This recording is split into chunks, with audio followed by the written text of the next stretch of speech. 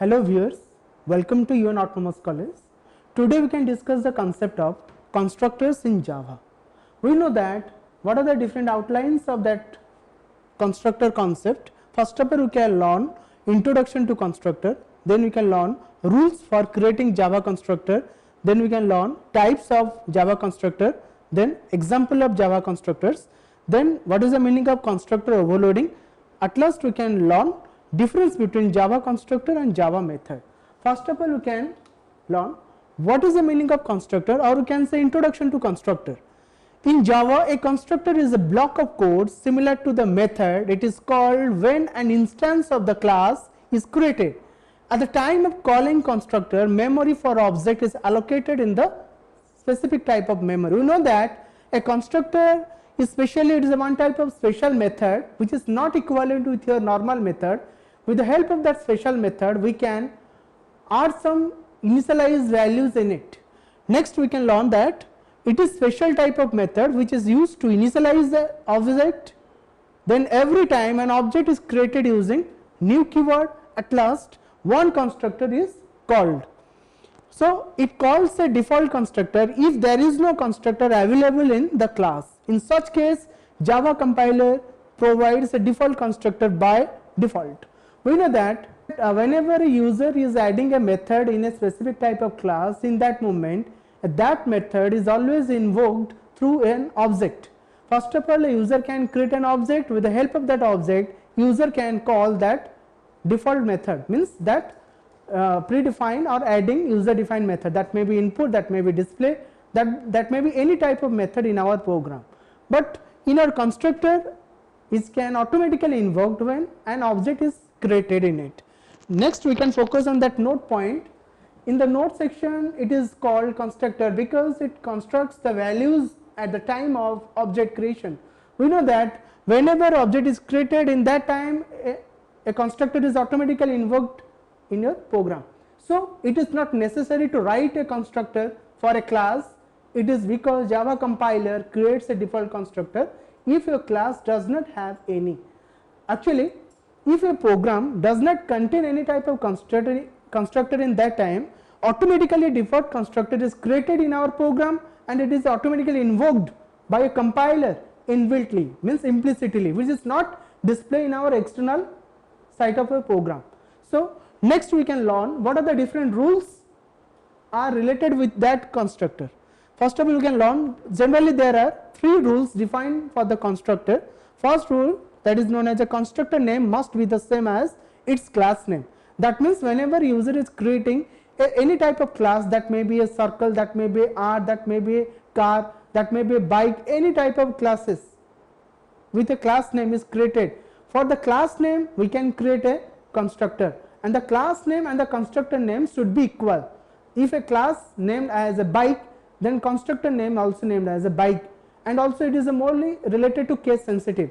Whenever you are declaring a class name, that name should be equivalent with your method name without any return type, just which is explained in our second rule. A constructor must have no explicit return type, not even void also. That means a constructor does not contain any type of return value, that may not be an integer, float, or not even your void also. The third rule specially denoted as a Java constructor cannot be abstract, static, final and synchronized. We know that our constructor never declared with this kind of modifiers like abstract, static, final, synchronized. That constructor is always related to without any modifier, without any return type. Next, we can learn what are the different type of constructors in our Java we have. Especially there are two types of constructors in Java. The first constructor named as default constructor, means no argument constructor. Second one known as parameterized constructor. Generally in our C++ concept, we have three type of constructor like default constructor, parameterized constructor and another one copy constructor. But in a Java, copy constructor is not available due to some reason that Java does not support any type of address of operator which is used in our C++ concept.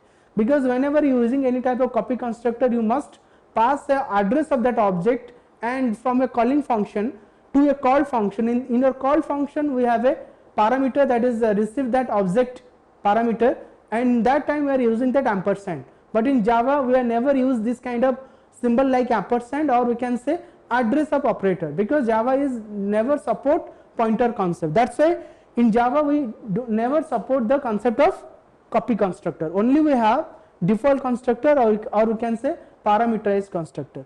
Let us focus on that. What is the meaning of that default constructor? Especially a constructor is called default constructor when it does not have any parameter. That means we know that whenever user is declaring a specific type of constructor which is equivalent with your class name, in that time period a user never mention any type of parameter within that parenthesis. Okay, not a single parameter, that may be int a, nothing else we can write in that parenthesis. If that is 0 parenthesis, means we can say it is a default constructor. So that the default constructor is used to provide the default values to the object like 0 and null, etc. That means a default constructor never contain a single value like 0, null, means empty, depending on the type. It can be denoted as within syntax, like we can write the class name. The class name should be equivalent with that constructor name with parenthesis. Within that constructor block we can write some statement in it, and that statement will be executed whenever we can create an object. Let us focus on that note point. If there is no constructor in class, compiler automatically creates a default constructor which is focused on that diagram like that. We have a class named as a bike, and that bike, if this class is compiled, in that compiled time period automatically a bike constructor is invoked inbuiltly, which is means implicitly, which is not mentioned in our program, which is a speciality of that Java compiler. And whenever we can focus with that example of that default constructor which is written in that slide, like first of all we can import a package that is named as import space java.io.star semicolon, and then you can write a class with a class name as a bike1, and we are going to create a constructor of this class which is known as a bike1 class, and that class name should be equivalent with that constructor name, means bike1 with 0 parameter. In that bike1 constructor we have some statement like system.out.println with a statement bike is created. Then this constructor, means bike constructor, which is not looks like a normal Java method, and that constructor should be invoked whenever we can create an object inside that main method. In that main method we can declare public static void main. Within that void main we have a parameter string address, s should be capital, and address is a array type variable.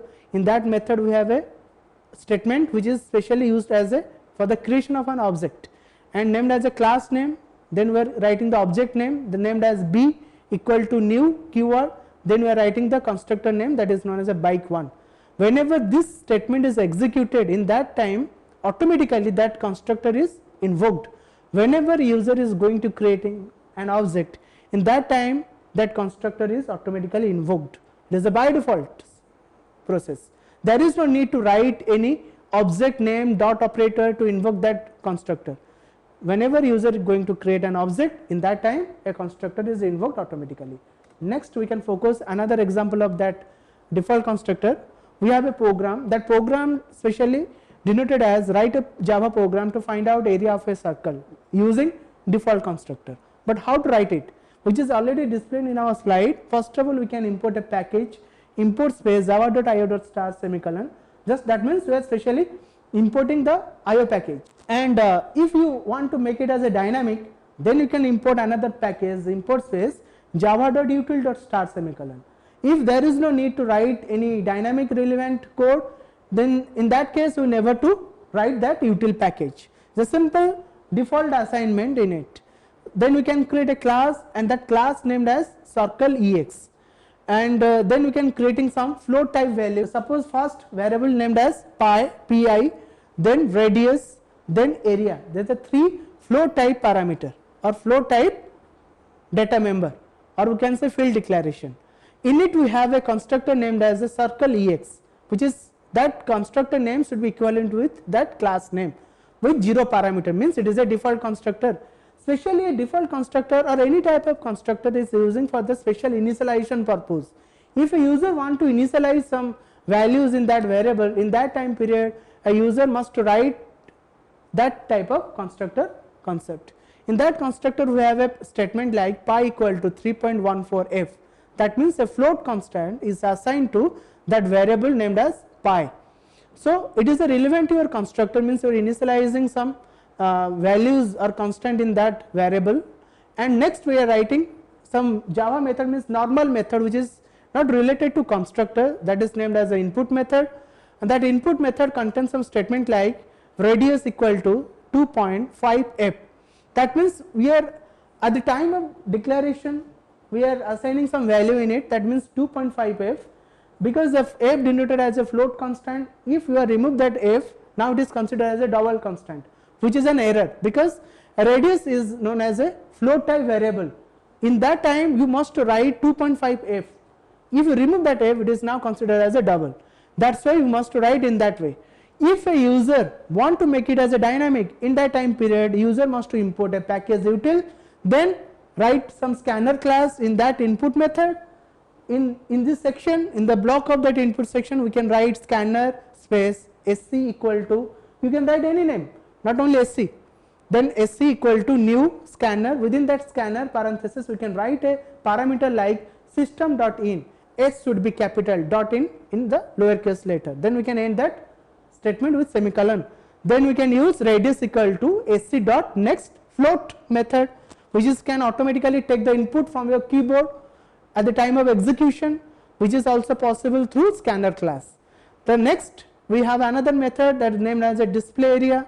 In that method we have two statements like area, which is denoted as some parameter like values like pi into radius, means pi r square. We know that how to calculate area of a circle by using pi r square, because we never have a pi symbol which is related to mathematics.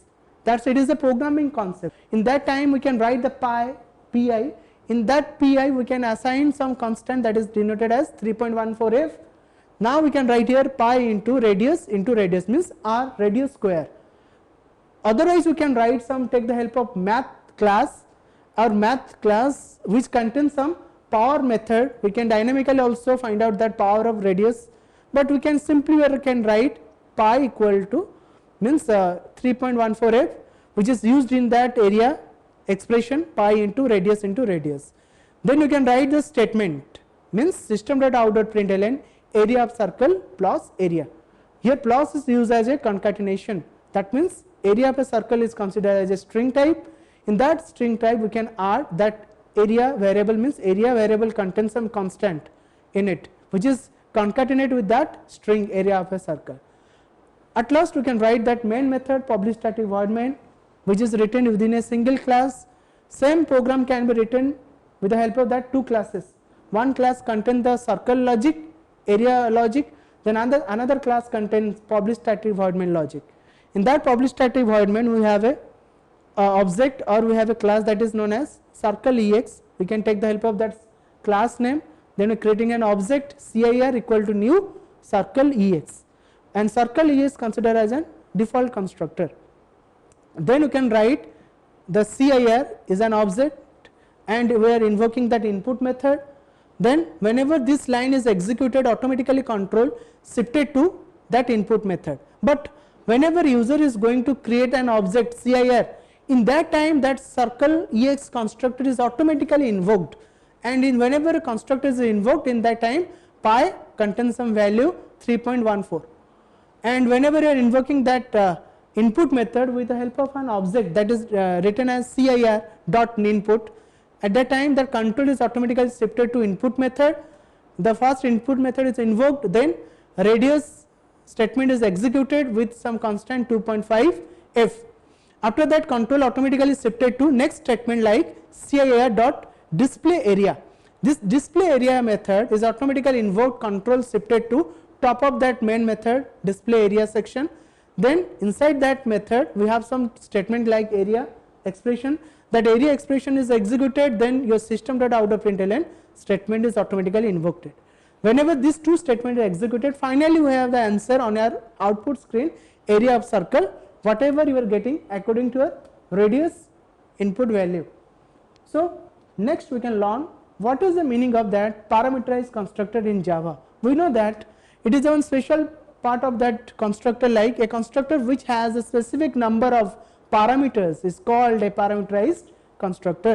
That means in a default constructor we have no parameter, means we have 0 parameter, but in a parameterized constructor we must have some parameter. That may be a 2 parameter, 3 parameter, number of parameters we have. That may be primitive type parameter, that may be your object as a parameter. We know that we also contain some object as a parameter in our parameterized constructor, but does not have this concept in our default constructor.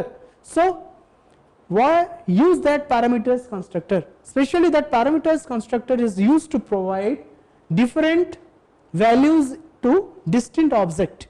However, you can provide the same values also. That means especially that parameters constructor helps us to add some or assign some values to our specific type of defined data members, or we can say some object. Let us focus on that concept through an example.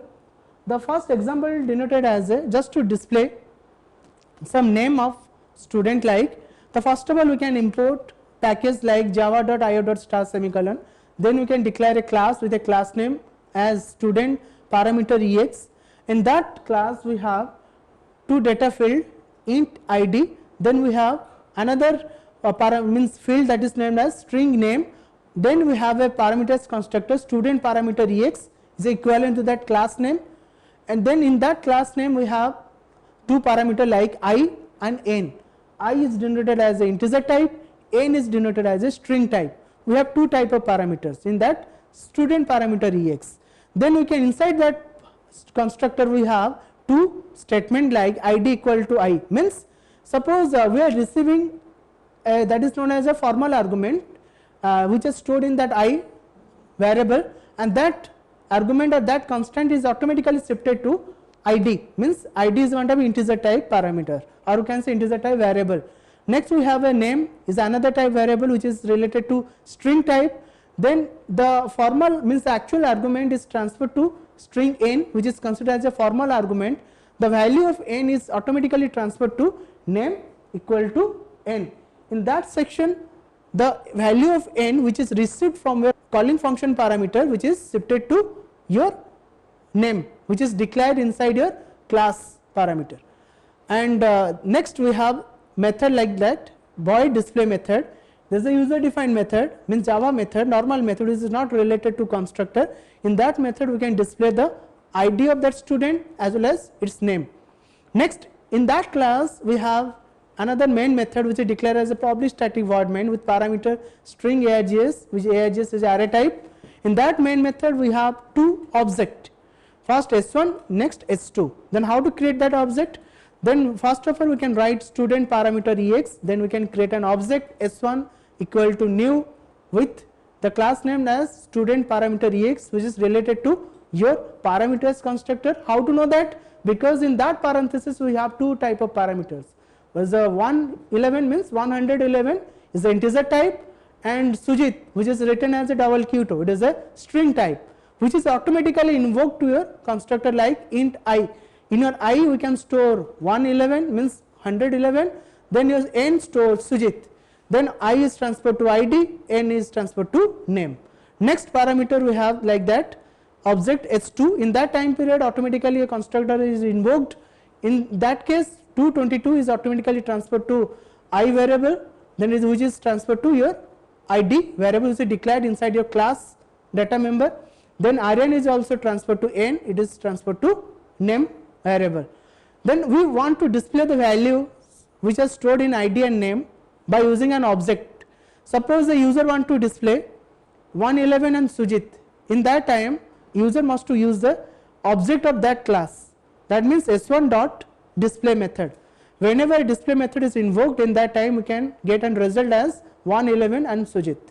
The second statement we have s2 dot display, whenever this statement is executed then user can display 222 then rn, which is display in our monitor screen.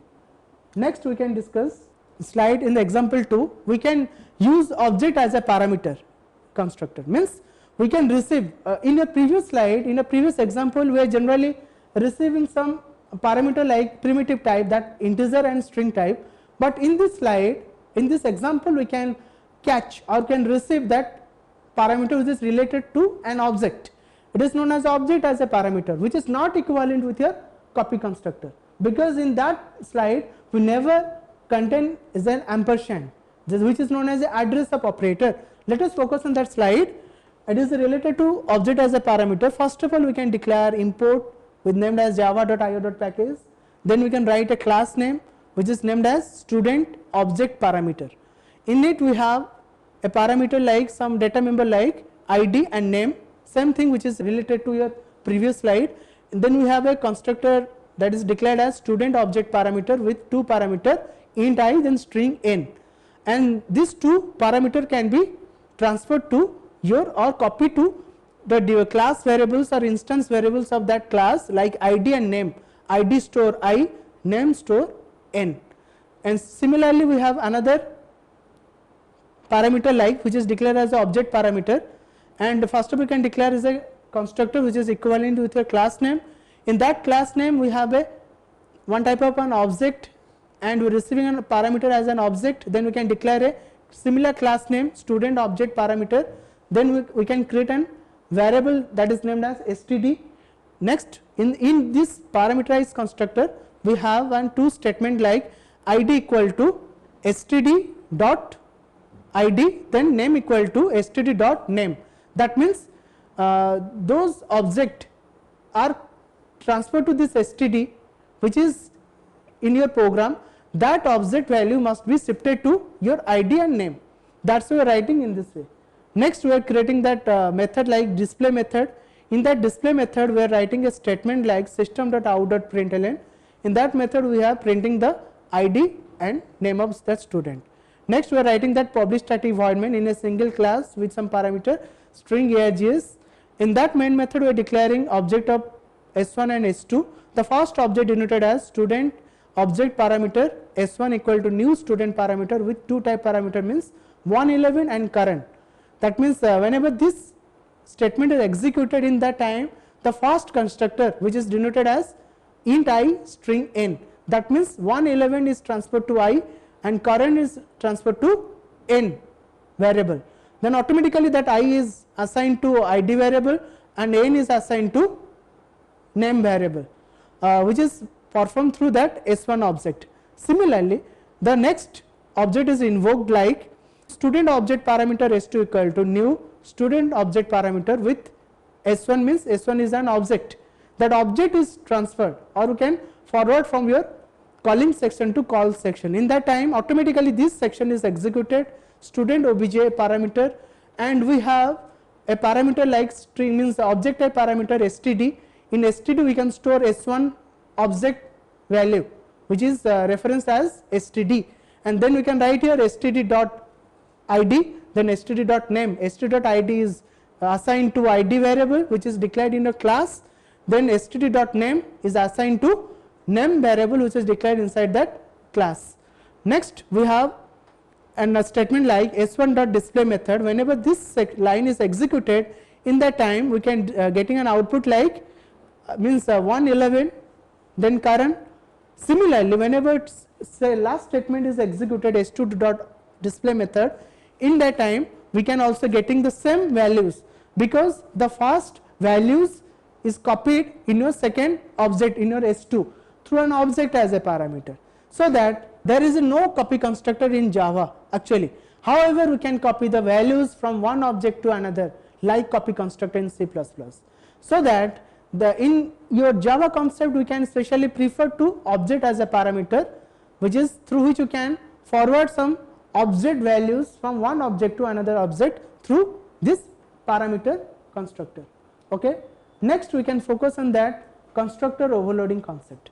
Then because it is related to your constructor concept, you know what is the meaning of overloading. First of all, you know that overloading concept is related to polymorphism concept. Means poly means many, morphism means types. Overloading is a part of that. Constructor overloading is a part of that method overloading. So that in Java a constructor is like just like a method but without return type, and it can also be overloaded like Java methods. Okay. It is similar with a Java method invocation, or you can say method overloading, We know that in our polymorphism concept, in our C++ concept, we have overloading. In that time we have two type of overloading concept. First one is operator overloading, next one method overloading. But in Java there is no any type of operator overloading. We know that only we have method overloading concept. In this is a constructor overloading which is related to that method overloading, which that method is related to special type of method which is not a Java relevant method. That's why we can focus on that slide on that part. The constructor overloading in Java is a technique of having more than one constructor with different parameter list, so that they are arranged in a way that each constructor perform a different task. They are differentiated by compiler by number of parameters in the list and their types.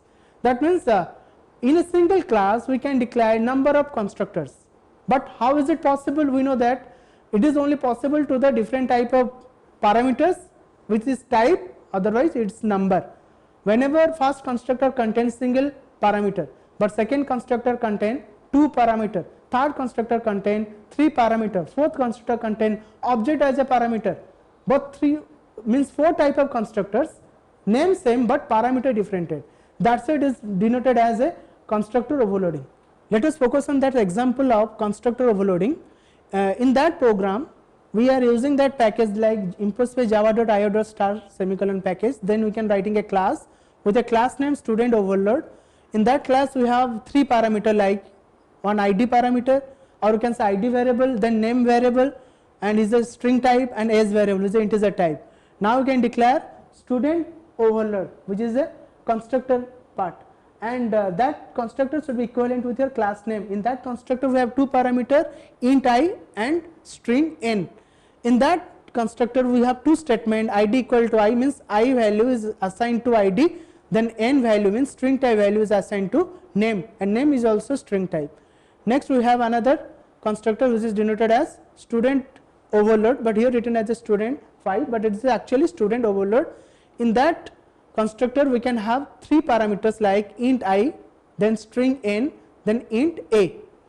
In this section we specially taking three parameters, and here I is shifted to, or we can say assigned to id variable, then n is assigned to name variable, then a is assigned to age variable. At last we have last method that is named as display, which can specially displaying the output on your monitor screen. Next we have publish static void main method. In that method we are creating two objects. First object named as s1. In that s1 object, first of all we can creating like class name s1 equal to new student overload with two parameter 111 and current, which is invoked in this line. But in second object we have three parameter which is invoked by this constructor. This is object type constructor, means, or we can say this constructor contains some three parameters, and that means the class name should be equivalent, means it is known as a constructor overloading concept. Similarly, we are invoking the s1.display method and s2.display method, both are getting different values in it. Okay, these are relevant to your constructor overloading. Finally, last but not least, we can discuss the difference between Java constructor and Java method. Is the difference between, is the most important part in your constructor concept, but how to differentiate it? First we know that in a Java constructor, a constructor is used to initialize the state of an object. It is only, that means a constructor only focus on the initialization. Through Java method we can only execute the behavior of a specific method in your program. That means a constructor must not have a return type, but a Java method have a return type. Next, a constructor is invoked implicitly, that means whenever user is creating an object, in that time a constructor is automatically invoked, but which is not possible in your Java method. In a Java case, first of all you create an object, through that object you can invoke some return method in a program, that may be input, that may be display, any type method you have. Next point we have, the Java compiler provides a default constructor if you don't have any constructor in a class, and but in a Java method the method is not provided by compiler any case. That means in your default constructor, especially in your constructor case, whenever you never have any type of default constructor in your program, in that time automatically a constructor is created and invoked, and through that object, whenever user is going to create an object, in that time a default constructor is implicitly created and implicitly invoked in it. But in Java method it is not possible. In a Java method, you must to create an object. Through that object, you can invoke that method. Next, we can focus on that slide. The Java constructor name must be same as the class name. Okay, that means user going to create a constructor. In that time, a constructor name should be equivalent with that class name. But in the case of Java, you can give any name. That Java method name should not be equal with that class name. It is optional. You can write any name instead of that Java method, which is the most important difference between the Java constructor and Java method. Okay, fine, thank you.